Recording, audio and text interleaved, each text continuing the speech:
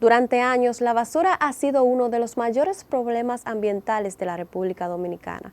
Vertederos a cielo abierto, incendios, contaminación de los ríos y comunidades afectadas forman parte de una realidad que todos conocemos.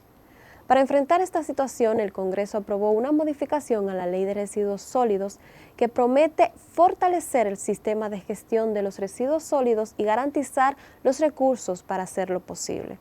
Sin embargo, esa misma reforma ha generado fuertes cuestionamientos. Empresarios, juristas y especialistas advierten que podría aumentar significativamente la carga sobre las empresas, afectar la formalidad e incluso terminar siendo conocida por el Tribunal Constitucional. Pero más allá del debate jurídico y económico, durante esta investigación encontramos otra pregunta que aún no tiene una respuesta clara. ¿Qué ha pasado con los recursos que ya se han recaudado durante los últimos 5 años? Esto fue lo que investigamos. El impuesto de la basura. ¿Quién contamina y quién paga? Todos los días, miles de toneladas de residuos sólidos son recogidas en ciudades y municipios de todo el país. Sin embargo, el verdadero desafío comienza después de que el camión recoge la basura. ¿Dónde termina? ¿Quién la procesa? ¿Y cómo se evita que estos residuos continúen contaminando el medio ambiente? Durante décadas, gran parte de esa basura terminó en vertederos a cielo abierto, provocando incendios, contaminación de ríos, malos olores y serios problemas sanitarios para las comunidades cercanas.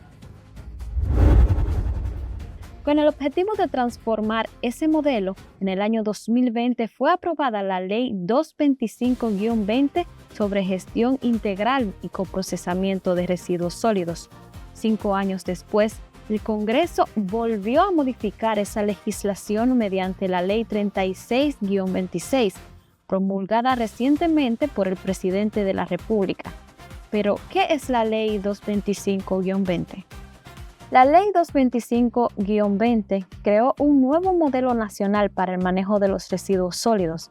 Entre sus principales objetivos están reducir los vertederos a cielo abierto, fomentar el reciclaje y la valorización de los residuos, desarrollar centros regionales para el tratamiento de la basura y crear un sistema de financiamiento para hacer sostenible ese proceso.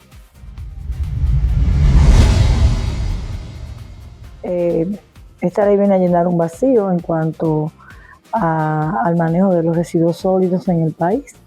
Lo que usted comprenderá, va a haber de tener los residuos sólidos a cielos abiertos, viene a compensar a que estos residuos estén a cielos cerrados. Pero para desarrollar ese nuevo sistema era necesario obtener recursos económicos que permitieran financiar su funcionamiento. Los pueblos están moderadamente limpios porque los alcaldes recogen la basura. El problema es la disposición final de la basura, que ahí es donde entra la valorización de la basura, que se puede valorizar. Porque no es que los alcaldes no recogen la basura, no, ellos recogen la basura con precariedad, buscando de aquí y de allí para poder sobrevivir, pero con esta ley se le va a quitar un poco de carga al problema de cuando un vertedero, cuando dura 15 días lloviendo, como duró en estos días en Puerto Plata, ¿tú te imaginas lo difícil que es entrar a ese vertedero y botar la basura? Es una locura. Y precisamente ahí comienza el debate, porque mientras todos coinciden en la necesidad de mejorar el manejo de los residuos sólidos, las diferencias aparecen cuando se discute quién debe financiar ese sistema y cómo debe calcularse esa contribución. Pero una pregunta importante es, ¿qué cambió con la Ley 36-26? La Ley 225-20 ya establecía una contribución destinada a financiar parte del Sistema Nacional de Gestión de Residuos Sólidos. Sin embargo, con la aprobación de la Ley 36-26, el Congreso modificó varios artículos relacionados con la forma de calcular esa contribución y los montos que deberán pagar las empresas. La modificación más importante se concentra en los artículos del 16 al 23 de esta nueva ley.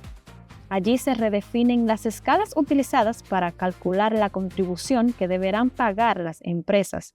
Además, la reforma otorgó una prórroga de 6 meses para la entrada en vigencia de algunas restricciones relacionadas con determinados productos plásticos. Bueno, la modificación general fue establecer una tabla en base a los recursos de las empresas, donde se establecía una tarifa. La modificación más reciente también fue modificando esos criterios, donde también se modifica la tabla y se pone que pueda ser deducible de impuesto sobre la renta. Pero el cambio que más ha generado controversia no está relacionado con los plásticos, está relacionado con la nueva forma de calcular cuánto deberá pagar cada empresa. La nueva tabla toma como referencia el nivel de ventas brutas declarado por cada empresa. Es decir, el cálculo parte de cuánto factura una empresa durante el año y no necesariamente de cuánto gana. Precisamente este criterio es el que divide las opiniones entre quienes apoyan la reforma y quienes la cuestionan. Somos de opinión personal que el sistema solo basándose en las ventas o en lo que produce una compañía es injusto, porque si su compañía no produce basura, su carga no debe ser igual a una compañía que sí produce basura y vende a menos dinero que usted. Una ley por los beneficios que tú obtengas, no solamente por la basura que tú produzcas. Aquí hay gente que produce mucha basura, es verdad, deberían pagar más, pero todavía la ley no está ahí, porque yo quiero que tú sepas que lo que se va a recaudar no es lo suficiente para poder salir de todos estos vertederos, para poder salir de Duquesa. Incluso entre legisladores que votaron favorablemente la iniciativa, existe coincidencia en que el criterio podría perfeccionarse para relacionar el pago con la cantidad de residuos que realmente genera cada empresa. La ley no fue diseñada para poner a pagar a quien contamina. Quien más contamina, como es una ley de protección al medio ambiente, el que más contamina es el que debe de pagar más. No, aquí va a pagar más el que más factura, que no necesariamente el que más factura es el que mayor gana. Esa es precisamente la principal crítica planteada por especialistas consultados durante esta investigación, mientras los defensores de la reforma sostienen que las ventas constituyen un indicador objetivo para calcular la contribución. Sus críticos consideran que el verdadero parámetro debería ser el impacto ambiental de cada actividad económica. Sin embargo, el debate ya no es únicamente sobre el monto que pagarán las empresas. La discusión de fondo es, ¿debe una contribución ambiental calcularse según las ventas de una empresa o según el impacto que realmente genera sobre el medio ambiente? Para algunos sectores, la modificación era necesaria para garantizar los recursos que permitan transformar el manejo de los residuos sólidos en la República Dominicana. Para otros, el problema no está en recaudar más dinero, sino en la forma en que fue diseñada la contribución.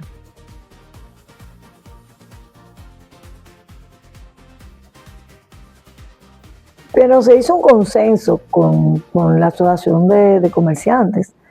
No fue que se hizo una ley y se tomó la carga porque uno quiso tomarla, se llegó a un consenso. Inclusive después que esta ley fue promulgada y antes de entrar en ejercicio, se volvió de nuevo a hacer un consenso y se sometió un proyecto de revisión de la ley, consensuado con los actores que influyen en esta ley, con la Asociación de Comerciantes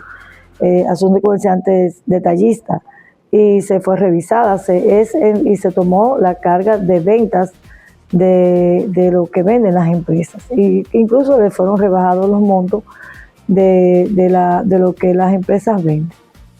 Según la senadora Lía Díaz, antes de aprobar la reforma, el Congreso realizó reuniones con distintos sectores empresariales y redujo los montos originalmente propuestos. No hay leyes perfectas, hay leyes posibles. Sin embargo, organizaciones empresariales sostienen que muchas de sus observaciones no fueron acogidas durante la discusión final. Este equipo de investigación solicitó una entrevista con la Asociación de Industrias de la República Dominicana, EIRD, pero no fue posible obtenerla. Sin embargo, en una nota publicada del pasado 25 de junio, la EIRD expresó su preocupación por el impacto de la reforma sobre la competitividad de las empresas y solicitó que la legislación estuviera respaldada por estudios técnicos y mayor consenso. Una de las principales críticas es que la nueva contribución se calcula tomando como referencia las ventas de las empresas y no necesariamente las ganancias que obtienen. Te voy a poner un ejemplo. Las ferreterías. Tú sabes que el margen de comercialización de la ferretería es menos de un 3%. La ferretería, por cada bloque que venden, se ganan hasta $1.50 y por una funda de cemento no llega a $5. Suponte que esa ferretería facturó 100 millones de pesos, pero en sus operaciones tuvo pérdida porque pagó seguridad social, porque pagó empleados, pagó prestaciones laborales, pagó Infotet, pagó energía eléctrica, pagó el bote y recogida de la basura. Y resulta que sus ingresos fueron 100, pero sus costos y gastos fueron 110. Perdió 10 millones de pesos. Para el jurista Enoé Domínguez, una empresa puede registrar altas ventas y, sin embargo, terminar el año con pérdidas después de cubrir salarios, energía eléctrica, impuestos, alquileres y demás gastos operativos. Como es una ley de protección al medio ambiente, el que más contamina es el que debe de pagar más. Esa visión también encuentra coincidencias dentro del propio Congreso. Si su compañía no produce basura, su carga no debe ser igual a una compañía que sí produce basura. Aquí hay gente que produce mucha basura, es verdad, deberían pagar más. Aunque defienden la necesidad de la ley, tanto Rogelio Henao como Juan Medina consideran que el criterio utilizado para calcular la contribución todavía puede perfeccionarse. Ambos coinciden en que el sistema debería acercarse cada vez más al principio de que quien más contamina sea quien más aporte. Pero durante esta investigación encontramos otra pregunta que permanece sin respuesta. ¿Qué ha ocurrido con los recursos que ya se han recaudado desde que la Ley de Residuos Sólidos entró en vigencia en el año 2020? Solicitamos una entrevista con la dirección ejecutiva del Fideicomiso de O Sostenible para conocer el funcionamiento del mismo y el destino de esos recursos. Al cierre de este reportaje no fue posible obtener dicha entrevista. Sin embargo, revisamos el portal institucional de O Sostenible. Al momento de esta investigación encontramos únicamente disponibles los estados financieros auditados correspondientes a los años 2021, 2022, 2023 y 2024. Pero no encontramos publicadas las nóminas institucionales, informes de ejecución presupuestaria, compras y contrataciones, declaraciones juradas, informes de gestión ni otros documentos que normalmente integran un portal de transparencia institucional. Esta fue la información disponible para consulta pública al momento de realizar esta investigación. Los estados financieros muestran la situación contable del fideicomiso. Sin embargo, por sí solos no permiten conocer de forma detallada cómo fueron ejecutados los recursos, qué proyectos financiaron ni cuál es el destino específico de cada partida. La Ley 28-23, que regula los fideicomisos públicos, establece que la administración de estos recursos debe estar sometida al régimen de supervisión, transparencia y control del Estado. Precisamente por esta razón intentamos identificar información pública que permitiera conocer la ejecución de esos recursos. No tengo exactamente el informe en las manos, pero se puede consultar. Claro que sí, porque eso está bajo la supervisión de la Cámara de Cuentas. Mientras tanto, el abogado y especialista tributario Enoé Domínguez afirma que todavía no ha encontrado un informe público que detalle el destino de esos recursos. Porque la ley crea de una forma u otra una especie de un monopolio para el manejo de residuos sólidos a través de, está llamando a través de alianza público-privada, pero todavía eso no ha sido aclarado. Eso es a tal punto que la ley tal cual estaba desde el 2020 a la fecha, lo que han aportado los contribuyentes, las empresas, para el manejo de residuos sólidos, al día de hoy no hay un informe de qué se ha hecho con más de 3.000 millones de pesos que se ha captado por esa vía y simplemente el pueblo no sabe qué se ha hecho con eso. Ante esas posiciones distintas, este equipo de investigación revisó nuevamente la información disponible en el portal institucional de DEO Sostenible. Al momento del cierre de este reportaje, no fue posible localizar documentación pública que permitiera reconstruir de forma detallada el recorrido de los recursos recaudados desde la entrada en vigencia de la Ley 225-20. Pero la discusión sobre la Ley de Residuos Sólidos no termina ahí. También abrió un debate sobre el financiamiento de los ayuntamientos y el cumplimiento de las leyes que les asignan recursos del presupuesto nacional. A pesar de las diferencias sobre la forma de financiar el sistema, todos los entrevistados coinciden en un punto. República Dominicana necesita transformar el manejo de sus residuos sólidos. La diferencia aparece cuando se discute cómo lograrlo y quién debe asumir ese costo. Esa es la palabra, tienen doliente, porque todavía no existen los recursos necesarios para resolverlo total, pero sí se va a avanzar muchísimo, sí se va a avanzar, sí van a comenzar a desaparecer de una vez y para siempre los botaderos a cielo abierto, va a desaparecer la humadera, eso va a desaparecer, pero todavía falta dinero.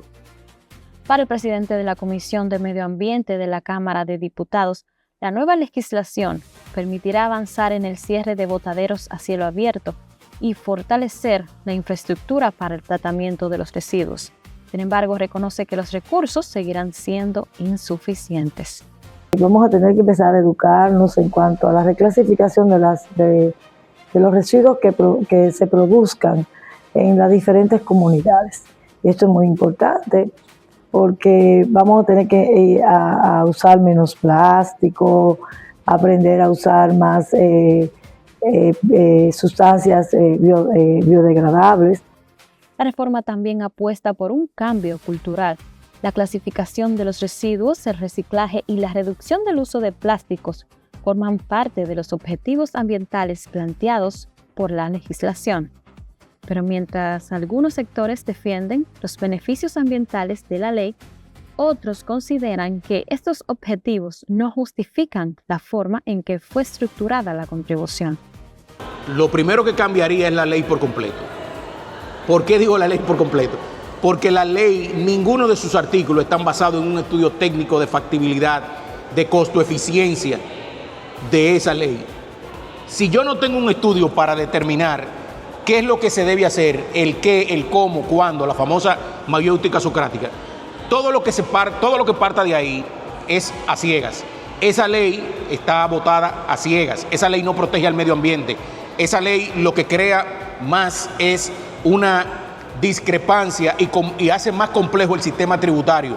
Repito, quien se quería formalizar, cuando ve, por ejemplo, este ajuste que se acaba de hacer para mitigar los efectos económicos, el famoso parche tributario, y cuando ve esta nueva modificación a la ley de residuos sólidos, ¿tú crees que se va a formalizar?